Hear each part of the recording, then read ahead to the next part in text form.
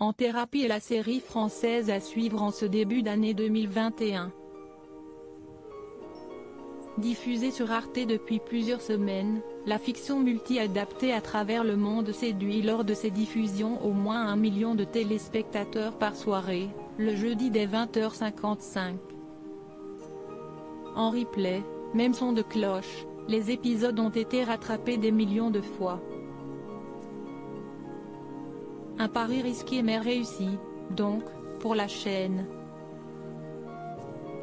Grâce à des intrigues fortes, des réalisateurs de premier plan, Éric Toledano et Olivier Nakache, et un casting 5 étoiles, Carole Bouquet, Mélanie Thierry, Clémence Poésy, Céleste Brunkel, Pio Marmaille, Frédéric Pierrot, Reda Kateb, le public s'est facilement laissé embarquer chez le psy.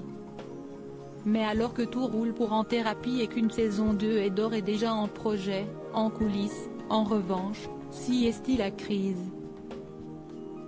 En effet, les scénaristes ont décidé de claquer la porte comme le rapportent nos confrères du Point.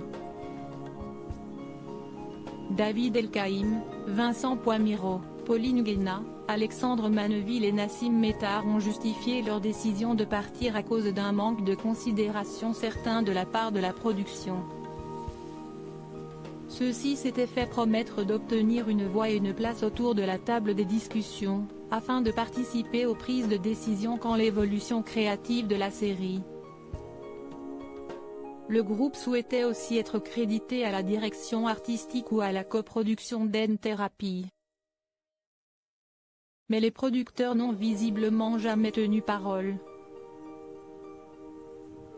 Les scénaristes d'En thérapie se retirent du projet au journal Le Point. Vincent Poimiro explique avec amertume, après 25 ans de métier, croire encore en la parole d'un producteur, il faut être idiot.